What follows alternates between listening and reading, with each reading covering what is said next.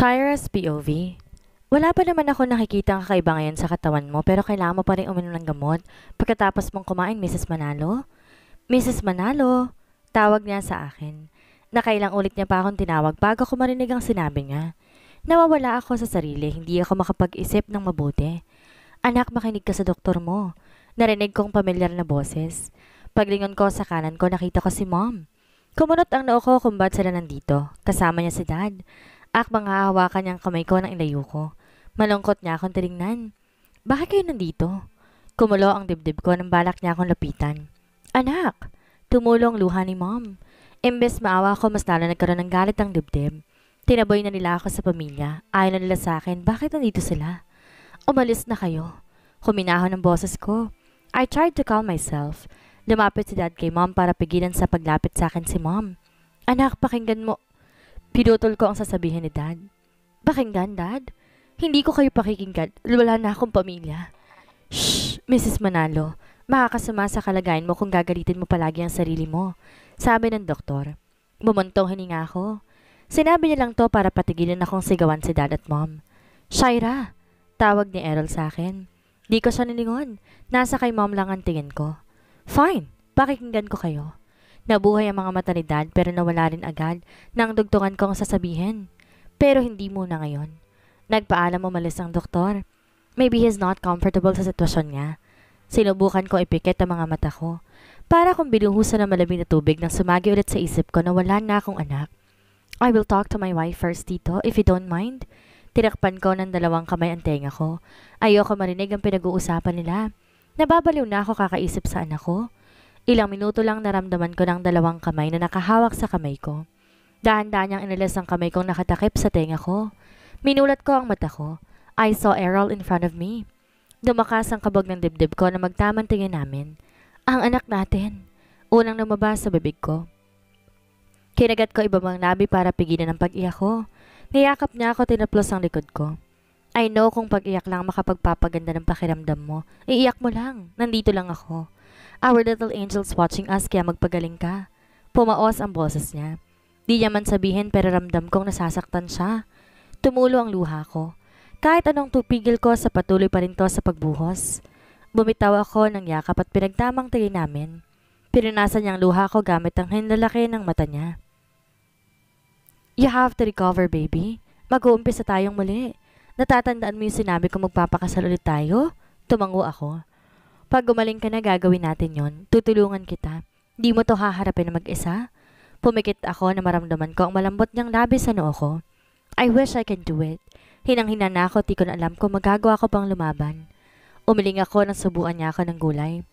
Baby, you did not eat anything simula nang gumising ka. Ang pait ng ampalaya, Errol. Kanina mo pa ako pinipilit kumain yan. Ikaw ba naman pag sunod-sunod subuan ng ampalaya? Nilayo niya sa akin ang gulay. Nagtaka ako ng pinagpare-pareho niya ang gulay. Asan ang ampalaya?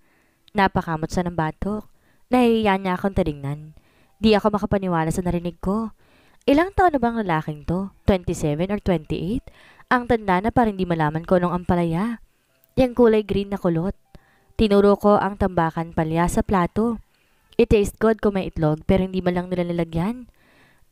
Sorry. Pinanood ko nang ilipat niya isang platong palya. Nang subuan niya ako ng isang gulay, saka ko palang kinain. Konti lang naubos ko. Pinunasan niyang gilid ang labi ko pagkatapos kong kumain. Nilapag niya sa tabi ko ang pinagkainan ko. Kumain ka na? Narealize ko kanina pa niya ako sinusubuan pero hindi man lang siya kumakain. Hindi pa ako gutom.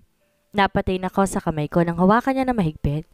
Tinulungan niya akong ialis ang kumot kong nakabalot sa katawan ko. Nagulat ako na ihiga niyang ulo sa tiyan ko. Hinayaan ko siya. Hinaplos ko ang buhok niya. Di man lang ako nagkaroon ng chance na haplosin ang anak natin. Inilis niyang ulo sa tiyan ko. Nagbabadyang mamula ang mga mata ni Errol. I'm sorry, wife. Kung di ako nagpakagago, hindi mangyayari sa ito. It's my fault. Hinaplos ang kamay ko. Ngumiti ako. Tadhana mismong gumawa nito, Errol. Walang may gusto sa nangyari. Pero ang tadhana mismong sumira sa pag-asa ko. Hinalikan niya ang kamay ko. I'm here, standing in front of the mirror. Labag man sa loob kong putulin ng buhok ko, wala akong magagawa. Mag-uumpisa ng alisin ng lalaki ang buhok ko nang pigilan ko siya. Teka lang. Umatras ako. I cannot do it. Umiling ako. Saksi ang lahat kung paano ko kagusto ang buhok ko. Ma'am, utos po sa akin to. Napakamot ng ulo ang lalaki. Tumanggi ulit ako. Di ko talaga kayang mawala ang buhok ko. Ilang taon kong hindi pinutulan ng buhok ko. Anong problema? Nilingon ko ang bagong pasok na si Errol. Lumapit ako at mabilis siyang niyakap. Hinaplos niya ang likod ko. Akbang lalapit ang lalaki ng senyas niya ito. Patuloy maglalagas ang buhok mo kung hindi natin gagawin to. Doktor na mismo nagsabi sa atin ito. Binitawan niya ako at pinagtama ang tingin namin. Trust me, baby. Babalik din sa dati ang buhok mo. Hinalikan niya ang noo ko. Huminga ako na malalim bago ngumiti. Bumitaw ako at lumapit ulit sa lalaki bago humarap sa salamin. Sure ka, ma'am? Tanong ng lalaki sa akin. Tumango ako at pumikit na maramdamang unti-unti nang pinuputo ng lalaki ang buhok ko. Napasinghap ako nang may humawak ng kamay ko. Gagaling ka, Shaira. Magtiwala ka lang. Humigpit ang pagkakahawak niya sa kamay ko. Ilang minuto lang natapos ng alisin ng lalaki ang buhok ko. Mapait ang ngiti ko habang nakatingin sa salamin. Wala na akong buhok. Sinuot sa akin ni Errol ang knitted hat. Niyakap niya ako patalikod. Pinataw niya ang baba sa balikat ko. We're both looking in the mirror. May buhok ka man or wala, you're still beautiful, wife. Ngumiti siya. Palagi niyang pinapakita sa akin matatag lang siya, pero alam kong deep inside nasasaktan na siya para sa akin. Naramdaman ko mismo yon. I will try my best para gumaling, Errol. Maraming dahilan para gawin ko inspiration sa pagpapagaling, pero ang isa sa mga dahilan ko na wala na. I lost it. I have my husband and my friend pero pakiramdam ko may kulang pa rin. Ang tatag ng anak namin. I saw my mom standing in front of the door. Binitawan ako ni Errol. Pareho namin nilingon ang pamilya ko, hindi ko alam. Pero galit pa rin ako. Umiiyak siya habang nakatingin sa akin. Umiwas ako ng tingin. Nilipat ko ang tingin kay Errol. Bumalik na tayo. Umasta akong walang nakita. Bubukas sana ang bibig ni Errol pero hindi niya itinuloy. Anak, kausapin mo naman ako. Nagulat ako na lumapit si mom sa akin at lumuhod sa harapan ko. Tita! Gulat na sabi ni Errol. Tutulungan niya itong tumayo pero hindi nakinig. Umalis na kayo. Pagmamatigas ko. Pinipigilan kong umiyak. Humakbang ako paatras upang hindi niya ako mahawakan. Sa bawat alaatang bumabalik sa akin, na-realize kong kinulang ako sa pagmamahal. Ilang taon ako nang hingi ng pagmamahal sa kanila pero hindi niya man lang to nakita. Nagmukha ako rebelding anak at walang respeto para sa kanila. Anak, patawarin mo ko. Hinawakan niya ang palad ko. Paulit-ulit niya tong hinahalikan habang umiiyak. Iniyo dapat ako pagsabihan. Anak, ang alam ko pinutol lang ugnayan natin. Tumulo ang luha ko. Ang sakit na ng mga mata ko kakaiyak araw-araw. Gusto ko nang tumigil kakaiyak. Inalis ko ang palad kong hawak ni mom. Lumapit si Errol sa kanya, tinulungan niya tong tumayo. May sinabi pa siya dito pero hindi ko na narinig. Huwag niyo na ulit akong pupuntahan. Ito na ang huling beses na papayag akong lalapitan niyo ako. Nilampasan ko siya. Di na ako lumingon nang lumabas. Naramdaman kong pagsunod sa akin ni Errol. Inalalayan niya ako maglakad. Nang malayo-layo na kami at saka ako tumigil sa paglalakad. Nangihina ang buo kong katawan. Buti na lang nasalo niya ako. Shaira? Nag-aalala na niyang tawag sa akin. Pinikit ko ang mata ko, tiniyaan kainin ng dilim ang paningin ko. Mali bang ginawa ko? Unang tanong ko nang magising ako. Nasasaktan ako na makitang umiiyak sa harap ko, Errol. Inaplos niya ang pisngi ko at pinahinahon ako. Natatakot na siyang mawalan ulit ako ng malay. Shh! Stop thinking too much, wife. Nakakasama na sa kalagayan mo. Sinusubukan ko naman silang patawarin, Errol, pero nilagay niya ang sinturon ng kamay niya sa labi ko. Walang mali sa ginawa mo. You still need more time para patawarin sila. Kapag okay ng lahat, kausapin mo sila. Magsasalita sana ako nang pigilan niya ulit ako. Magpahinga ka muna. Tatawagin ko si mom para bantayan ka. Si Sandra? Tanong ko. She's tired. Pinauwi ko muna para makapagpahinga. Pupunta siya dito bukas. Mabilis lang ako. Hinalikan niya ang noo ko bago lumabas. Pinanood ko siya hanggang mawala na siya sa paningin ko. Huminga ako na malalim. Nilibot ang paningin sa kabuuan ng kwarto. Mapakla akong natawa. Hindi ko alam na ibubuhos ko lahat ng oras ko dito sa ospital. Sinandal ko ang sarili. Pinaglalaroan ko ang kuko habang hinihintay ang pagdating ni tita. Umangat ang tingin ko nang may maramdaman akong pumasok. Kamusta ang pakiramdam mo, anak? Tanong ni tita sa akin. Nilapag niya ang dalang prutas sa maliit na table sa gilid ko. Buti na po. Pagsasinungaling ko. Umupo siya sa kama. Lumapit siya sa akin at inayos ang knitted hat ko. Napakaganda mong bata, honey. Kaya lumaban ka. Kinurot niya ang pisngi ko kaya't natawa ko sa inasta niya. Napakabulera ninyo, tita. Mawala ang ngiti ko na napalitan ng lungkot ang mga mata niya. I'm sorry, honey, kung nawala ang bata. Dahil sa anak ko. Nahihirapan pa siyang banggitin ang pangalan ni Malia. Pinatong ko ang palad ko sa kamay niya. Okay lang yun, tita. No need to say sorry. Naging dahilan lang si Malia sa pagkawala ng bata. Kahit di gawin ni Malia yon, mawawala rin ng bata sa akin. Sarili ko lang ang nakakaalam kung paano ko magpigil. Pero ayoko ipakita sa kanilang hindi ko pa rin matanggap ang pagkawala ng bata sa akin at galit na galit ako sa anak niya. Di ko magawang idamay si tita dahil kahit kailan, di niya ako ginawa ng masama. She's always there for me. Pinadala namin sa Amerika si Malia. Ang huling sinabi niyang mas sarang nagpapigil sa akin. Ilang oras nang hindi bumabalik si Errol. Gusto ko malaman kung saan siya nagpunta o ano man ang ginagawa niya. I couldn't ask tita dahil nahihiya rin ako. Baka wala rin naman siyang alam. Naghiwa ng apple si tita at nilagay sa malit na plato. Ramdam ko ang pagpula ng pisngi ko nang subuan niya ako. Nilapag niya sa harap ko ang platong may lamang apple. Honey, tawag niya sa akin. Inangat ko ang tingin ko. Alam ko hindi maganda ang ugnayan mo sa pamilya mo. Nginitian niya ako. Pero kailangan mong kausapin ng pamilya mo. Honey, pwede kang magalit sa kanila dahil marami silang pagkulangan. Pero pamilya mo pa rin sila. Lahat kayo nasaktan pero kailangan mo magpatawad. Nabitawan niyang pisngi ko nang umiwas ako ng tingin. Sinusubukan ko palang tanggapin ang lahat. Bigyan lang nila ako ng oras tatanggapin kong lahat. Huwag mong pilitin ang sarili mo kung di mo pa kaya, honey. Maintindihan ka rin nila kung ba't nahihirapan ka pang tanggapin. Inayos si tita ang kumot ko. Lumapit siya sa akin at tinalikan ang noo ko. Hindi ako nagsalita. Tama naman siya, maiintindihan din nila ako. Umalis si tita sa kama, dala ang plato.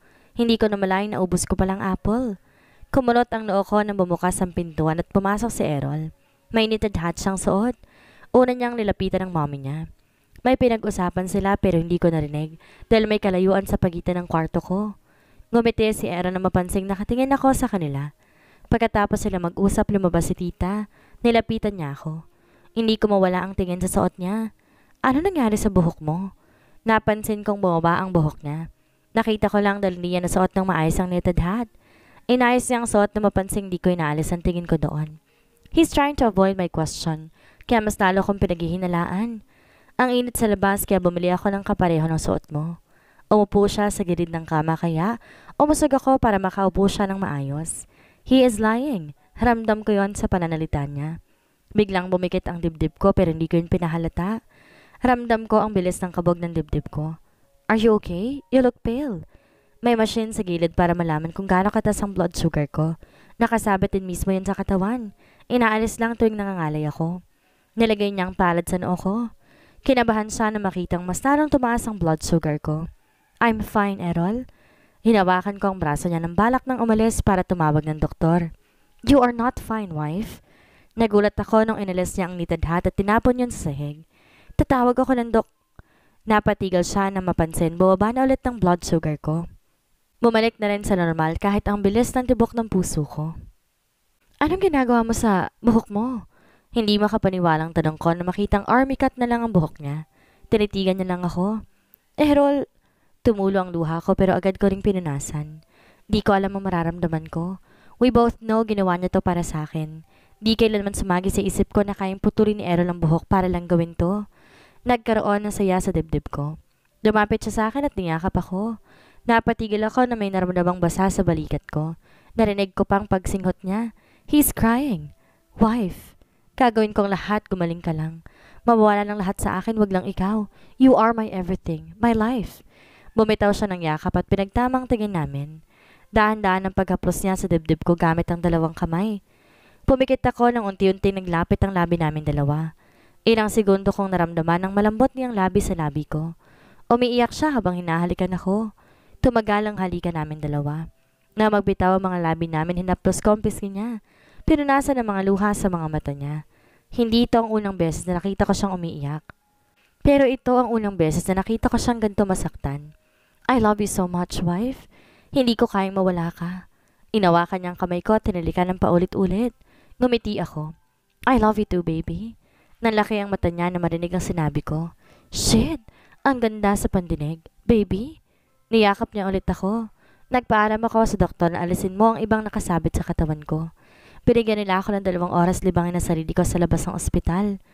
Gabi na naman at sinabihan din ako ni Errol. Hawak niya ang dextrose ko, may popcorn sa kamay ko. Inaya ko siyang manood ng paboritong palabas. Una kaming pumunta ng sine. Hindi ka ba nangangalay? Bulong ko. Kanina niya pa tinataas ang dextrose. Di naman galon karami ang tao sa loob ng sine. Nakapang ospital pa rin naman ang suot ko. Hindi pa naman. Binalik niya ulit ang tingin sa pinapanood. Inayaan ko lang siyang hawakan hanggang matapos ang pinapanood namin. May 1 hour pa naman kami kaya nagbasama ulit ako sa mga claw machine. Una ako naglaro. Sira yata to eh. Inis kong sambit dahil lahat na nakukuha ko nahuhulog din. I will do it. Nagdurugo ng kamay mo sa tigas ng ulo mo. Pinagalitan niya ako nang makitang nagdurugo ang kamay ko. Naalala ko pinagpag ko palang kamay ko. Inayos niya muna ang dextrose ko bago sinabit sa taas ng claw machine. Yan, malaking bear. Tinuro ko ang pink na bear. Nakailang try na kami pero hindi pa rin to nakakuha. Nawawalan na ako ng gana dalang hirap kunin. Umigting ang panga niya. Naguugat na rin ang mga braso niya sa sobrang inis. I will buy this machine kung hindi pa makukuha. Tigilan na lang natin kung ayaw talaga. Bumuntong hininga ko. Kahit gusto ko kung mahirap naman kunin wag na lang. Nilingon niya ako. Susubukan ko ulit. Pinasok niya ulit ang pera. Seryosong seryoso siya sa paglalaro. Kinakabahan ako nang unti-unti nang nakuha ang bear. Please? Narinig kong bulong pa niya. Nang mahulog na ang pink na bear, hindi ko mapigilang magtatalon sa sobrang tuwa. Kinuha yon ni Errol sa baba at binigay sa akin. Mabilis kong kinuha at niyakap. Salamat, Errol. Mahigpit ang yakap ko sa bear. Dad, Mom, I'm sorry. Humigpit ang yakap ko sa pamilya ko. Kung paiiralin kong paghinakit ko, mamamatay akong hindi nagpapatawad ng pamilya. Nag-iyakan kaming 3. Patuloy ang paghaplos ni Dad sa likod ko. Si Mom naman pinupunasan ng luha ko. Napakabago ng pakiramdam. Di ko masabi kung gaano hinahanap ng katawan ko ang ganitong klaseng yakap na magulang. Mahal na mahal ka namin, anak. Lumaban ka, anak. Babawi kami sa pagkukulang namin bilang magulang. Bumitaw ako ng yakap. Pinunasan ko ang luha ni Mom. Mom, sapat na sa aking mahalin niyo ako. Dad? Lumingon ako kay Dad. I miss them so much. Ang ganitong klase ng pagmamahal ang gusto ko. Claudia's POV. Di ko na matanggap mawalan ulit ako ng anak. Munti ko na ikamatay ang unang anak ko. Hindi ko na kayang masundan pa ulit. Seeing my daughter suffering from pain, nabibiyak ang puso ko. Sana ako na lang nakakaranas. They did not deserve this. Walang ginawa ang anak ko para maranasan nila ang ganitong bagay. Alfred, I cannot lose my child. Patuloy sa pagbuhos ang luha ko. Walang magawa ang asawa ko kundi yakapin ako. Nagkasira sila ng pamilya namin dahil sa pagkawala ng una naming anak. We forgot Shaira. Kailangan niya kami para lumaban. Tita, ang sakit-sakit. Every time nakikita ko siya, nasasaktan ako. Dapat ako na lang hindi ang asawa ko. I can't lose my wife, tita. Lumuhod sa harapan ko si Errol. Tinatagan kong sarili ko para pakita sa asawa ng anak ko ang maging matapang lang. Palaban ng anak ko, sigurado kung kayang-kaya niyang labanan ng sakit. Ang tanga ko. I lost my child, tita.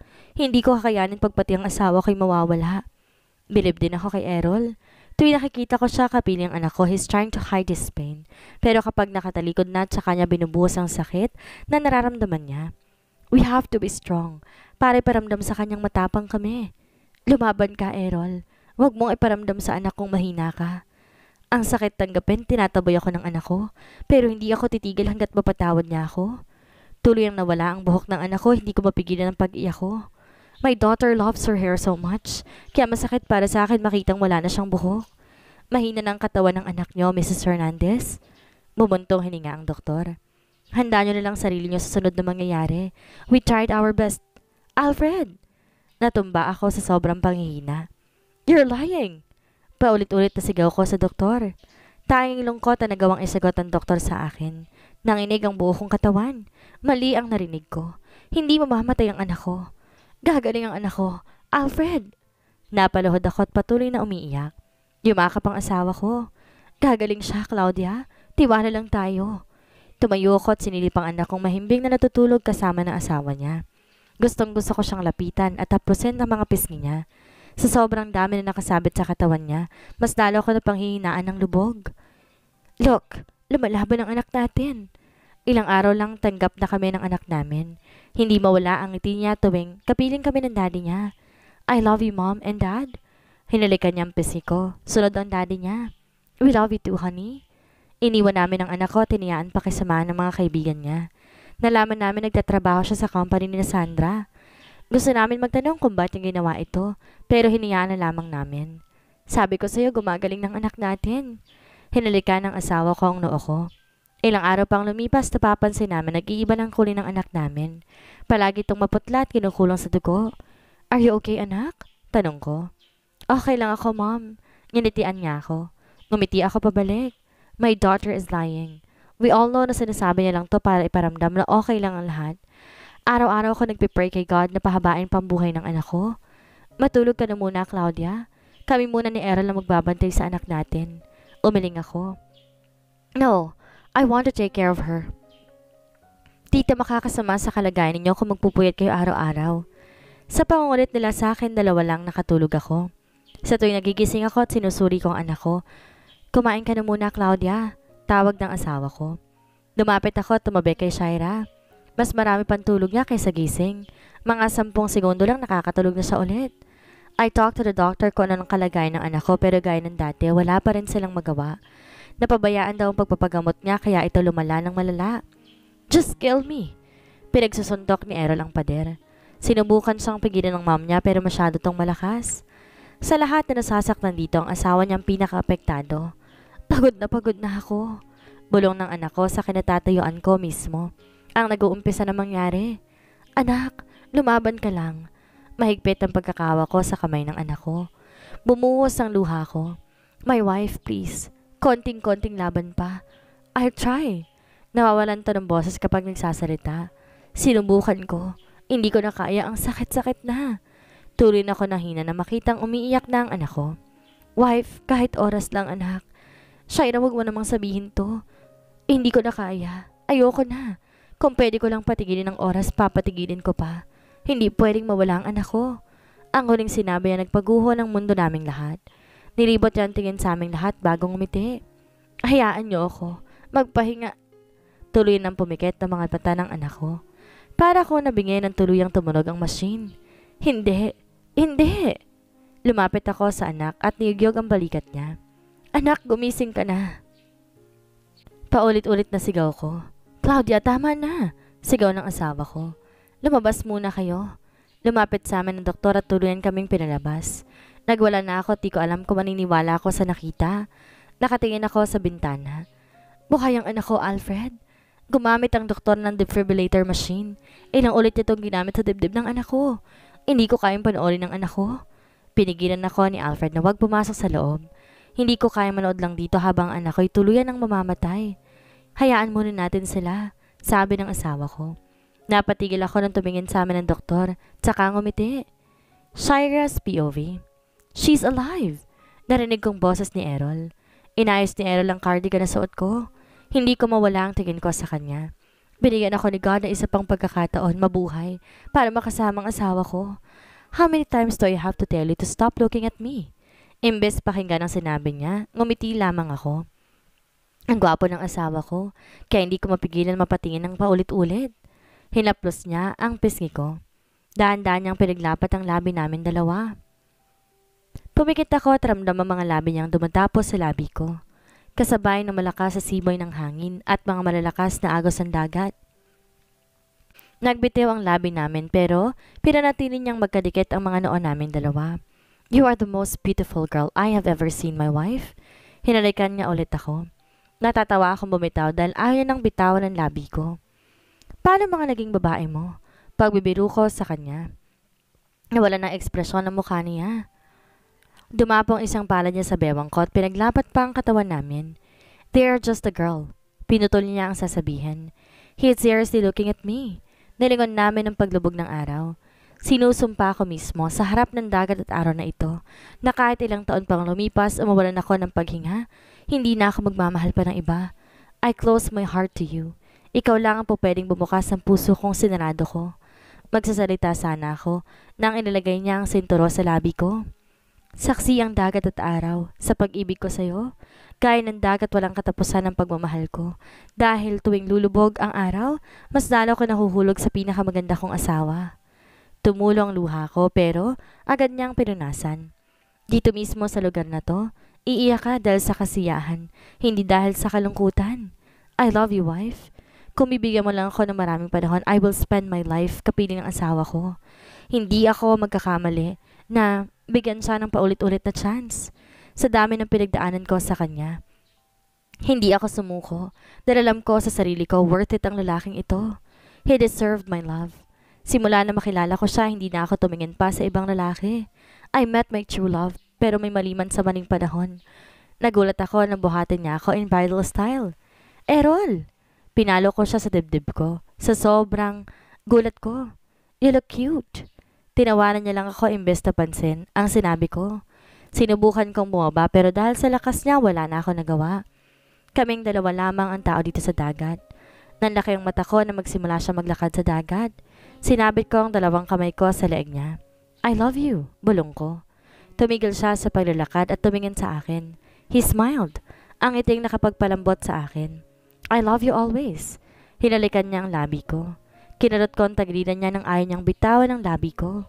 Sobrang lakas ng kabog ng dibdib ko. Ang mga paru-parong nagliliparan sa tiyan ko. Pinisikan ko siya sa tubig dagat. Lumayo ako at tatawa dahil di niya inaasahang gagawin ko yon. Wife! Tawag niya sa akin. Hinabol niya ako. Nagpisikan kami ng tubig. Nilalakasan ko pa ang pagtaboy ng tubig sa kanya pero hininaan niya lamang. Tawang-tawa ako. Ang sarap sa pakiramdam ng ganito. Nagkabalan kami sa tubig. Tumigil ako na lumusod siya sa dagat kaya hindi ko makita kung saan siya pumunta. Errol, nasan ka? Tawag ko sa kanya. Nilibot ko ang paningin ko pero wala akong makitang lumitaw na Errol. Ilang segundo na lumipas pero hindi pa rin siya nagpapakita. Nagkaroon ng kaba ang dibdib ko. Errol, wag mo naman akong biruin. Naiiyak na ako sa sobrang kaba. Naramdaman ko ang kamay na humawak sa bewang ko sa likod. Pinatong niyang baba sa balikat ko. Inahanap daw ako ng asawa ko. Natatawa niyang sabat. Nilingon ko siya at sinapak sa braso. Tinakot mo ko. Pinigilan niyang kamay kong pinagsasapak siya. Nasa likod mo lang ako kanina, tumitingin sa'yo. Binuhat niya ulit ako at inaya ng umahon sa dagat. Dinala niya ako hanggang sa resort. Binaba niya ako sa upuan. Baga siya lumayo sa akin pero pagbalik niya, meron na yung tuwalyang dala. Pinatong niya sa balikat ko ang tuwalya. Nilahad niya pang parad sa harapan ko at malugod ko yung tinanggap. Naglakad kami papuntang apartment na basa ang mga damit. Nilock niya ang apartment para walang makapasok. Lumapit siya sa akin. Iniles ang tuwalya sa akin. Sunod ang suot kong knitted hat. Aagawin ko sana pero pinigilan niya ang kamay ko. Mahal kita, Shaira. Hindi mo kailangan itago lahat sa akin. Dahil kahit kailan hindi magbabago kung gaano kita kamahal. Hinalikan niya ang nood ko. Sunod niyang iniles ang cardigan na suot ko. Bumaba ang tingin niya sa balikat ko. Hinaplos ang balat ko. It's giving me butterflies in my stomach. Kinaumagahan unti-unti na akong nawawala ng lakas. Pasikat pa lang ang araw na lumabas kami ng resort. Magkahawak ang kamay naming dalawa at naglalakad sa gilid ng dagat. Nakapaalang kami at walang suot na kahit ano. Tinatangay ng malakas na hangin ang puting dress na suot ko. Gaya ng hampas ng dagat, ganun din kabilis ang tibok ng puso ko. Umupo kami sa buhangin nakasandal ang ulo sa balikat ni Errol. Everything happens for a reason. Ngumiti ako habang pinapanood namin ang pagsikat ng araw. Sa sobrang ganda ng sunrise ang hirap tanggapin, nawawala rin ito ng mabilis. Naramdaman ko ang sakit sa bawat salita ni Errol. This is the most memorable moment in my life. Hindi niya kailanman pinaramdam sa akin na mahina siya. Sa bawat pagkakamali natin sa buhay, minsan kailangan din natin matuto. Kagaya ko, nawalan ako ng kapatid pero tinanggap ko yon dahil na nakatadhana. Sana ganoon din sila sa mangyayari. Wala akong pagsisisiyang minahal ko siya higit pa sa buhay ko. Kahit anong sakit ang dinanas ko, umuwi pa rin ako dahil siyang buhay ko. Mahal na mahal kita, Errol Manalo, pero sa maling panahon. Kung bibigyan ako ng panibagong buhay, ikaw pa rin ang pipiliin ko. I love you, baby. Bulong ko. Tumulong luha ko. Pinikit kong mata, tiniya ang tuluyang sakupin ng dilemang paningin ko. Errol's POV. Flashback. Inis na inis ako na makita may kasamang lalaki ang girlfriend ko. Nag-aaway lang kami, naghanap na ng iba. And she's wearing revealing clothes. Shit! Kitang-kita ang dibdib niya. I tried to call her pero nakapatay ang telepono niya. Masaya pa siya kapiling ang lalaki. Kumuyo mang kamo ako sa galit. Nang lumayo siya sa lalaki, nagkaroon ako ng pagkakataong lapitan siya. Nagpumigla siya nang mahawakan ko ang kamay niya. Isinandal ko siya sa pader, di gaanong natatamaan ng ilaw. Nagulat siya sa ginawa ko. Kung nakakapatay lang ang tingin niya, malamang pinaglalamayan na ako. Hindi ko mapigilan hinalikan ang leeg niya. Ang pinagtataka ko nang punasan niyang leeg niya kung saan dumapo ang labi ko. Sino ka? Tanong niya sa akin. Nag-away lang tayo, nandidiri ka na sa akin? Sa sobrang inis ko, hinampas ko ang pader malapit sa kanya. Ginalo ko ang buhok. Maliit na away lang ang nangyari at nagpapanggap na siyang di ako kilala. This girl. I grabbed the opportunity nang tumigil siya pagkawala. I smell her perfume. Nagtaka ako dahil iba ang amoy niya ngayon. Smells so sweet. I kissed her. Kung saan lupalot ang katawan niya. Gumapa ang kamay ko. Carlota? Bulong ko sa kalagitnaan ng halik. Kumunot ang noo ko nang itulak niya ako. Nag-iba ang timpla ng mukha niya. Mukha siya natatakot na hindi may paliwanag. Tumunog ang telepono ko. Ayoko pang sagutin dahil istorbo, pero paulit-ulit ang tunog. Kinuha ko ang telepono sa bulsa ko. Pagtingin ko sa numero ni Carlota, naguguluhan ako. Tumingin muna ako sa kanya bago lumayot sinagot ang tawag. Then I heard Carlota's voice. Pakiramdam ko na walan ako ng dugo. Kanina pa kita tinatawagan. Nasaan ka? Nasa bar ka ba? Nanlalamig ang buo kong katawan. Kung kausap ko ngayon ng girlfriend ko, sinong babaeng hinalikan ko? Parehang-pareho sila ng mukha kahit sa pananalita. Ang pinagkaiba lang ang pagsusuot ng damit. May kapatid ka ba? Lumabas ako ng bar para marinig mabuti ang sasabihin ni Carlota. Narinig ko ang pagbuntong hininga niya. Actually, may kambal ako. Shit! I kissed her twin. Bakit mo natanong? I will call you later. Pinatay ko na ang tawag. Bumalik ako kung saan nakapwes ang babaeng kahalikan ko kanina. Huli na ang lahat, tulula na rin siya doon. Nalalasahan ko pa rin ang matamis niyang labi. I got addicted. This is wrong. Binisita ko ang girlfriend ko kinabukasan and I saw her. Ang sama ng tingin niya sa akin. Napansin kong bililisan niya ang kumain. She is shy. Nang mapansin niya ang titig ko, pumula ang pisngi niya. Welcome. Inirapan niya ako. Ngumisi ako. I can't stop looking at her. Ang kulay ng mata ang pinagkaiba nilang dalawa. Akala ko nga naka-contact lens siya kagabi. Kulay brown ang mata niya. Kay Carlota naman itim na itim. Take a rest, babe. Inayos kong kumot niya. Aalisan ako nang hawakan niyang braso ko. Don't fall in love, she said. But I failed. Nahulog na ako sa kambal niya. Maling-mali ang nagawa ko. Pagkatapos ng trabaho ko, dito na ako umuwi ng bahay nila. Umuwi lang ako tuwing kalahati ng gabi. I am tired pero tuwing nakikita ko si Carlota, pinipilit kong maging malakas. Sinubukan kong layuan ang kambal niya. Baka naguguluhan lang din ako dahil pagkapareho lang naman sila. Pero tuwing kasama ko si Shairang nakikita ko. I miss her smell. Marami rin silang pinagkaiba ng gusto. Madaldal si Carlota at close din siya sa pamilya, ang kabaliktaran ni Shaira. Di nila ito masyadong pagtutuunan ng pansin. Kapag nasa bahay to, palagi nakakulong sa kwarto niya. Tuwing gabi, hindi ko na siya nakikita. I asked Carlota kung bakit palaging wala ang kambal niya. Nasa bar siya kasama mga kaibigan niya. Napagpasyan kong dito muna matulog ngayong gabi. Nagiging mabuti na rin kami ng pamilya niya. I got a message from Arthur. He sent me a picture of Shaira kissing another man. Akala niya si Carlota ito. Kumuyom ang kamao ko. Maliman pero nagsiselos ako. Ibang-iba ang nararamdaman ko kumpara kay Carlota. Pagdating niya sa bahay, nagulat siya na makita ko. Di niya ako nakapagtiis na halikan siya. Nanlaban siya para itulak ako. Lumayo ako at pinakita ang picture niyang may kahalikan. Araw-araw ba may umaangkin sa labi mo? Galit na ako.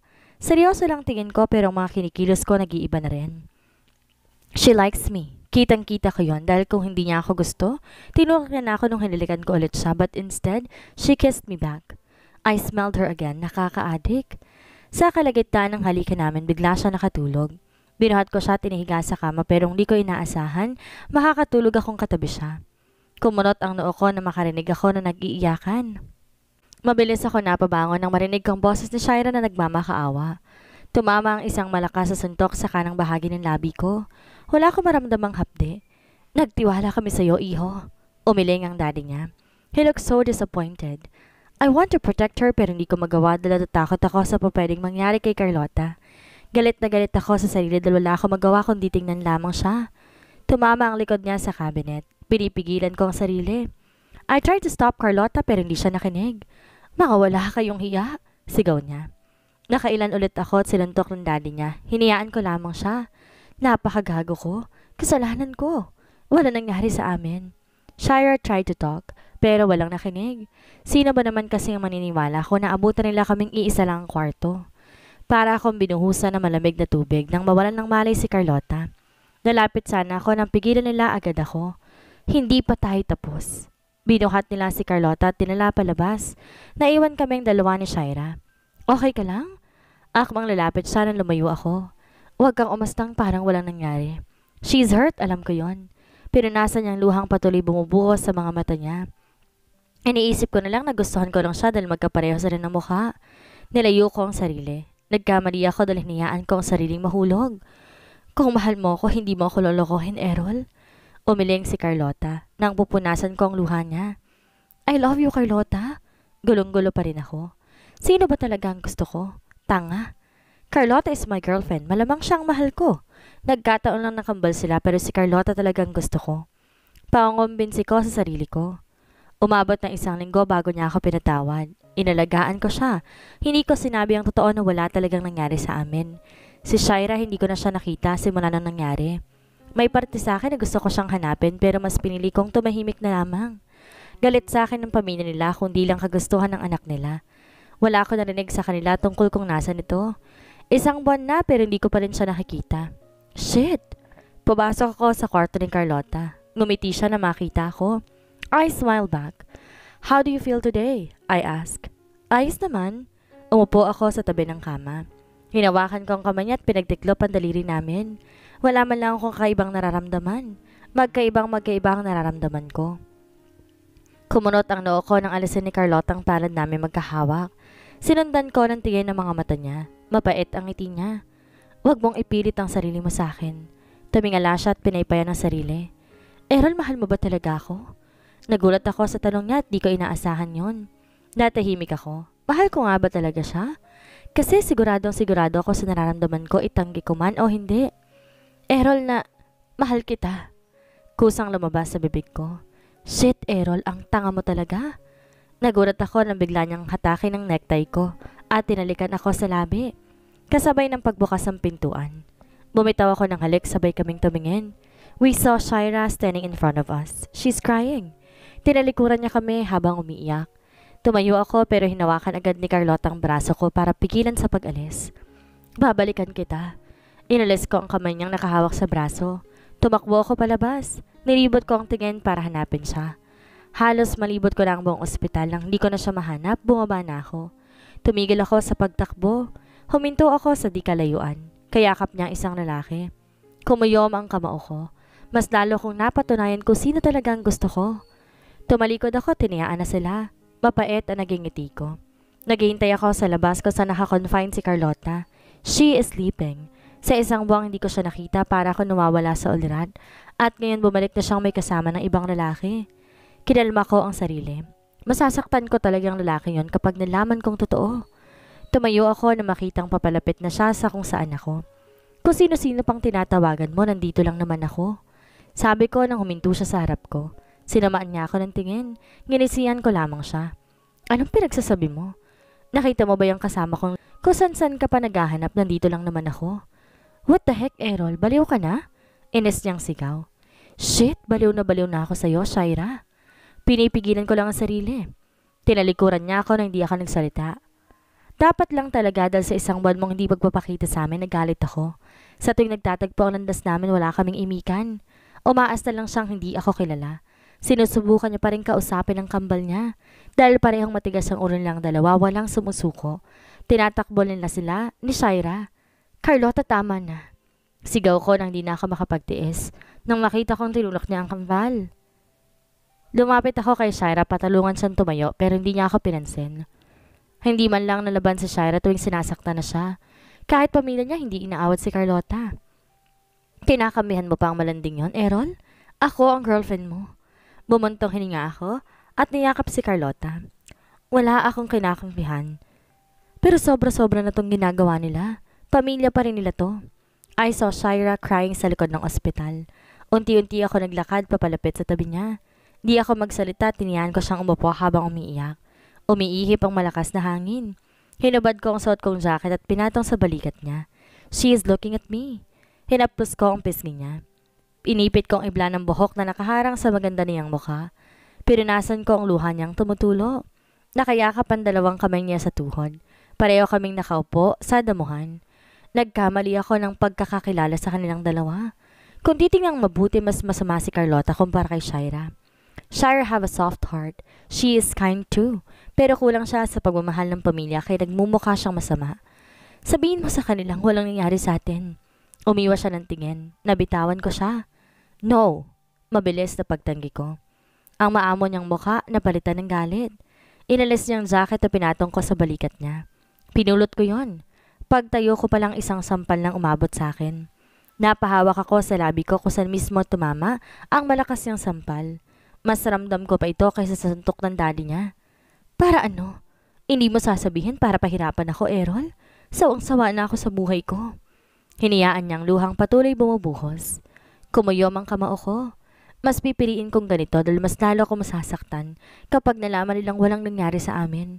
Mas malaking chance na makuha siya ng ibang lalaki sa akin. Hindi ko kaya mangyari yon.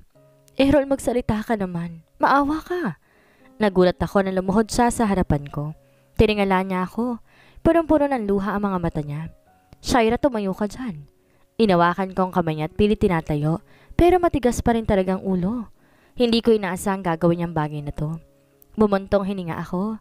Tumingala ako kasabay ng pagngiti ko. Binaba ko ang tingin kay Shaira. Shit, baby. I'm sorry pero hindi ko hahayaang makuha ka lang ng kahit sinong lalaki. Ako lang pwedeng magmahal sa'yo na higit pa sa hinihiling mo. Iniwan ko siyang umiiyak sa labas ng ospital. Pagbalik ko, lumakas ang kabog ng dibdib ko na makita ko, umiiyak ang pamilya ni Carlota sa labas ng confined room. Ano nangyari, tita? They did not answer me. Umiiyak lang sila. Nakayakap si tito kay tita. Sumilip ako sa bintana at nawalan ako ng lakas na makita ko, nag-aagaw buhay na lamang ito. Kanina lang okay pa to. Nawala lang ako saglit, ganito nang babalikan ko. Ang kambal ko. Narinig kong boses ni Shaira. End of flashback. Errol's POV. I lost my wife too. Eto ko ngayon, nakatingin sa libing ng asawa ko. Nilapag ko ang flowers na dala ko. Umupo ako sa tabi. Hindi ko makontrol ang sariling wag umiyak. Ang dami-dami kong pagkukulang sa kanya. Dapat ako na lang. Hindi ko deserve ang buhay ko. Nawala ng anak ko, nawala pang asawa ko. God, sobra-sobra naman yata ang ganti ninyo sa akin. Imbes na damayan kong asawa ko, ng babae pa ako. Tangina, dahil siya ang pinasabihan kong nanlalaki. She is a good wife dahil kahit anong kagaguhan ko, pinapatawan niya pa rin ako. Pero dahil sa galit ko, hindi ko nakita yun kaagad. Mas pinairal kong selos ko. Patawad sa lahat. Hinaplos ko ang libing ng asawa ko. Di ko alam kung kailan ko pa matatanggap na wala na siya. Kapag nasa buhay ako, siya lang ang nakikita ko. Kahit sa ang sulok. She is my wife, my life, my everything pero kinuha siya agad sa akin. 3 taon ang lumipas simula nang iwan niya ako. Umalis ka habang dala ang pagmamahal na kailangan ko ngayon. Hinayaan kong sariling umiyak sa kalagitnaan ng ulan. Tumingala ako. Saksi ang sakit ang nararamdaman ko ngayon. Wife, today is our anniversary. Tinabi ko ang kwintas para sa kanya. Gift ko to ng anniversary namin pero hindi ko nagawang ibigay, kaya tinago ko na lang. Bakit ngayon? Ngayong handa na ako na wala ka pa.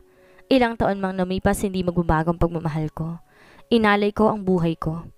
Kung mamatay man ako ngayon araw, tatanggapin ko makapiling ko lamang ang asawa ko. Tumila ang ulan, pero hindi pa rin ako umalis sa puntod ng asawa ko. Kung may babalik ko lang ang panahon, gagawin ko. Hindi ko hahayaang mangyaring ganito. Natulog ako sa tabi ng libing ng asawa ko. Pakiramdam ko, kayakap ko pa rin ito gabi-gabi. Anak! Nagising ako nang marinig ko ang pamilyar na boses ni Mama. Bumangon ako at kinusot ang mata. Nakita ko si Mama na umiiyak sa harapan ko. Pinunasan ko ang luha niya at ngumiti. Mom, bakit ka nandito? Hinapos niya ang pisngi ko. Anak, umuwi na tayo. Inawakan niya ang kamay ko pero inalis ko na din kaagad. Hindi ako uuwi. Mas gusto kong kapiling ang asawa ko, hindi ko siya iiwan. Babantayin ko lang siya gaya ng panahon na siya nagbabantay sa akin tuwing may sakit ako. Mom, baka magtampong asawa ko. Tumulo ang luha ko na mapatingin sa puntod ng asawa ko. Mas lalo pang humikbe si Mom. Niyakap niya ako na mahigpit. Hinaplos niya ang likod ko. Anak, tanggapin na natin wala ng asawa mo. Hindi natapos si Mom ang sasabihin nang itulak ko na siya. Hindi, hindi. Mom, babalikan ako ng asawa ko. Sinubukan kong makalapit sa Mom sa akin pero pinigilan ko. Anak, Shaira is dead. Hindi niya na tayo babalikan. Masaya ng asawa mo ngayon kapiling ang anak niya. Napaluhod ako habang umiiyak.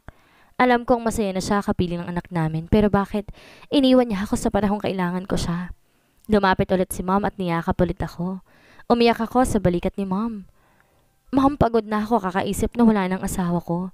Hindi pa rin sapat lahat ng ginawa ko para ipakita sa kanya na mahal ko siya. Umuwi na tayo, anak. Tumango ako. Ilang minuto ako bago huminahon. Kailangan kong tanggapin na wala ang asawa ko pero hindi ko na kailanman papalitan pa ang asawa ko. Sa susunod pangako, ipaglalaban kita. Huling sabi ko bago sumama kay Mom.